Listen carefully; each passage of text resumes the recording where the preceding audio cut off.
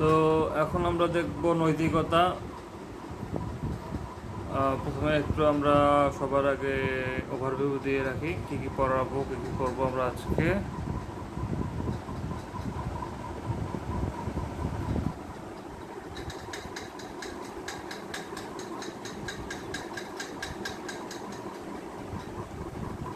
আচ্ছা, তো সবার আগে এখানে আছে যে অ্যানিম্যাল লিবারেশন বইটি লিখেছেন Australian David singer animal liberation বইটি লিখেছেন। তিনি হচ্ছে অস্ট্রেলিয়ান।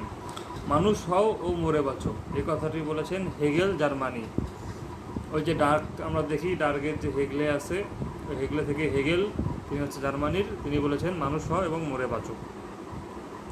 তারপর ব্রিটিশ দার্শনিক তিনি বার্টন রাসেল সাহেব, তিনি বিভিন্ন উক্তি করেছেন। দর্শন হচ্ছে ধর্ম ও বিজ্ঞানের মধ্যকার এক অনধিকৃত প্রদেশ। কোনো ব্যাপারেই পুরোপুরি নিশ্চিত হয়েও না। সত্যবাদী হও, এমনকি যদি সত্যটি অপ্রীতিকর হয় তারপরও। তো এই তিনটি উক্তি মনে রাখার জন্য মনে রাখতে পারেন যে বার্ট্রান্ড অনধিকর প্রবেশের ব্যাপারে পুরোপুরি নিশ্চিত নয়। বার্ট্রান্ড অনধিকর প্রবেশের ব্যাপারে পুরোপুরি নিশ্চিত নয়। বার্ট্রান্ড অনধিকর প্রবেশের ব্যাপারে পুরোপুরি নিশ্চিত নয়।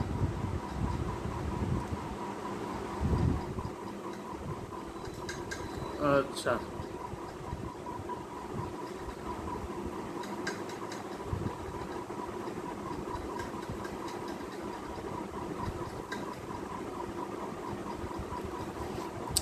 তারপর এখানে আছে ইমানুয়েল কান্ট সাহেব।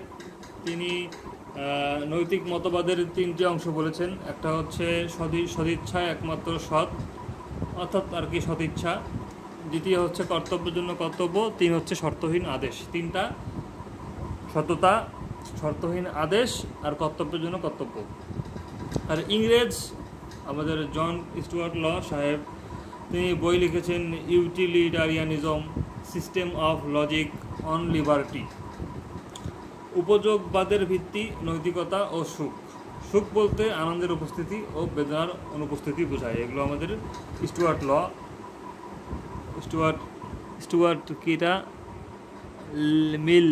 মিল সাহেব বলেছেন। Stuart Mill. তারপর সক্রেটিস সাহেব বলেছেন জ্ঞানীপূর্ণ নিজেকে জানো, নৈতিকতা বা ন্যায়ের ভিত্তি হচ্ছে প্রকৃত জ্ঞান। এগুলো হচ্ছে সক্রেটিস সাহেব বলেছেন। আচ্ছা, অর্থাৎ নৈতিকতা মানে জ্ঞান যত বাড়বে তার তত নৈতিকতা বাড়বে আর কি। এই জন্য তিনি বলছেন যে জ্ঞানীপূর্ণ নিজেকে জানো। রাষ্ট্র ও সমাজে দুর্নীতি প্রবণতার জন্য দায়ী নৈতিকতা ও মূল্যবোধের কি অভাব, অর্থাৎ এটার অভাবের জন্যই দুর্নীতি প্রবণতা দেখা যায়।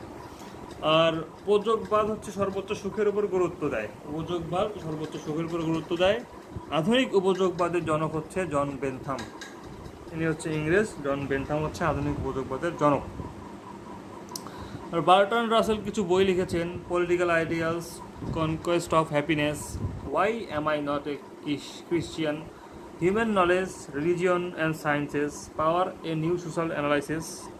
তো এই 6টা বইকে মনে রাখার জন্য এভাবে পড়তে পারেন যে রিলিজিয়ন খ্রিস্টান, তারপর হিউম্যান হ্যাপি হয় কিসের চেয়ে, পলিটিক্যাল আইডিয়াল আর পাওয়ার পাইলে। তো রিলিজিয়নতে মনে রাখবেন যে আপনার ওই যে রিলিজিয়ন অ্যান্ড সায়েন্সেস। ক্রিশ্চিয়ানতে মনে রাখবেন why am I not a Christian. Human দিয়ে মনে রাখবেন human society in ethics and politics. তারপর হ্যাপিতে মনে রাখবেন যে ওই যে কনকোয়েস্ট অফ হ্যাপিনেস এটা হচ্ছে হ্যাপি দিয়ে মনে রাখবেন। আর পলিটিক্যাল আইডিয়ালস দিয়ে মনে রাখবেন ওই যে পলিটিক্যাল আইডিয়ালস বইটা। আর পাওয়ার দিয়ে মনে রাখবেন পাওয়ার, এ নিউ সোশ্যাল অ্যানালাইসিস। তো এটাই হচ্ছে 6টা হচ্ছে ইয়ার বই। হ্যাপি দিয়ে মনে রাখবেন কনকোয়েস্ট অফ হ্যাপিনেস। আচ্ছা, ক্রিশ্চিয়ান। আচ্ছা, তারপর গেল এরপর ইমানুয়েল কান্ট সাহেব আবার বলেছেন কি ন্যায় অন্যায়ের ক্ষেত্রে ফলাফল নট বিবেচ্য। তারপর অর্থাৎ ন্যায় অন্যায়ের ক্ষেত্রে ফলাফল কি এটা বিবেচ্য করা যাবে না। ন্যায় অন্যায় যেটা আমাদের মনে হয় সেটা করতেই হবে। যেমন পিতা সন্তানকে বড় করবে এই জন্য নয় যে সন্তান বড় হয়ে তাকে লালন পালন করবে বা তাকে এটা সুবিধা দেবে ওই সুবিধা দেবে, এই জন্য না, বরং সন্তান পালন করা তার কর্তব্য, এই জন্য সে সন্তান পালন করবে। কোনো আশা তাকে রাখা যাবে না যে সন্তান তার জন্য এটা করবে। তো তার আরও বিভিন্ন বই আছে, এগুলোর মধ্যে ক্রিটিক অফ পিওর রিজন, তারপর critique of practical reason, critique of power judgement, তারপর হচ্ছে groundwork of metaphysics moral, এগুলো হচ্ছে তার বইগুলো। 4টা বই মোটামুটি তার ফেমাস। তিনি শুধু ক্রিটিকই করেছেন, তিনি শুধু ক্রিটিক করেছেন। আর নামে আছে তার কান্ট, কিন্তু তার কাম হচ্ছে জাজ করা। তারপর an introduction to the principles of morals and legislation, আবার বলি বইটার নাম an introduction to the principles of morals and legislation. বইটি লিখেছেন জেরেমি বেনথাম। একটু আগে বললাম জন বেনথাম, সেটা মনে হয় ভুল হবে, এটা হচ্ছে জেরেমি বেনথাম, ইউকে। আর লেভিয়াথান বইটি লিখেছেন থমাস হবস। বইটি লিখেছেন কে? Thomas Hobbes. আর রিভার্স ডিসক্রিমিনেশন বলতে বোঝায় পিছিয়ে পড়া জনগোষ্ঠীকে সাহায্য করা। এরপর শূন্যবাদের প্রতিশব্দ নিহিলিজম, অর্থাৎ কিছুই না। গোল্ডেন মিন বলতে বোঝায় 2টি চরমপন্থা, এদের মধ্যকার যে মধ্যবর্তী যে অবস্থা সেটাই হচ্ছে গোল্ডেন মিন। এটা আমাদের অ্যারিস্টটল সাহেব বলেছেন। সুশাসনের জন্য মূলনীতি নয় হচ্ছে সুশাসনের জন্য উচ্চশিক্ষিত কর্মকর্তা নিয়োগ, এটা সুশাসনের মূলনীতি নয়। সরকারি চাকরিতে সততার মাপকাঠি নির্মোহ ও নিরপেক্ষভাবে যে কোনো দায়িত্ব যথাবিধি সম্পন্ন করা, এটাই হচ্ছে সরকারি চাকরিতে আপনার সততার মাপকাঠি। একজন যোগ্য প্রশাসকের অত্যাবশ্যক গুণ হচ্ছে নৈতিকতা। নৈতিকতার প্রধান উপাদান কি? সততা ও নিষ্ঠা। নৈতিকতা ইকুয়াল টু নৈতিক আদর্শ। তারপর নীতিবিদ্যার আলোচ্য বিষয় সমাজের মানুষের আচরণ আলোচনা ও মূল্যায়ন, অর্থাৎ নীতিবিদ্যার আলোচ্য বিষয় সমাজের মানুষের আচরণ আলোচনা ও মূল্যায়ন। নৈতিকতার রক্ষা কবচ বিবেকের দংশন। লক্ষ্য কি? মানুষের কল্যাণ সাধন। নৈতিকতা সামাজিক ব্যাপার, ভঙ্গ করলে বিবেকের দংশন, নো শাস্তি, অর্থাৎ নৈতিকতা একটা সামাজিক বিষয়, ভঙ্গ করলে কোনো শাস্তি দেওয়া যাবে না। আর শুভর প্রতি অনুরাগ ও অশুভর প্রতি বিরাগী হচ্ছে নৈতিকতা, এটা আমাদের মূর সাহেব বলেছেন। শুভর প্রতি অনুরাগ আর অশুভর প্রতি বিরাগী হচ্ছে নৈতিকতা। নৈতিকতা ব্যতীত আইন অকার্যকর।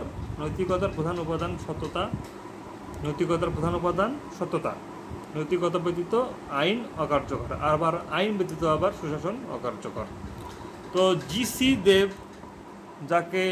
যার ফুল নেম হচ্ছে গোবিন্দচন্দ্র দেব, তাকে বলা হয় কি? বাংলার সক্রেটিস। তো জি.সি. দেবকে বলা হয় বাংলার সক্রেটিস। তার বই আছে কি? আইডিয়ালিজম অ্যান্ড প্রোগ্রেস, তারপর idealism a new defence and a new application, আমার জীবন দর্শন। তো তার জীবন দর্শন হচ্ছে কি? আইডিয়ালিজম। এই দুটো কিওয়ার্ড মনে রাখলে তার বইগুলা মনে রাখতে পারবেন, যে আইডিয়ালিজম নিয়ে কথা বলছেন আর তার জীবন দর্শন, এই দুটা হচ্ছে তার বইয়ের নাম। তারপর আমাদের এখানে আছে আরও জালি মাতব্বর।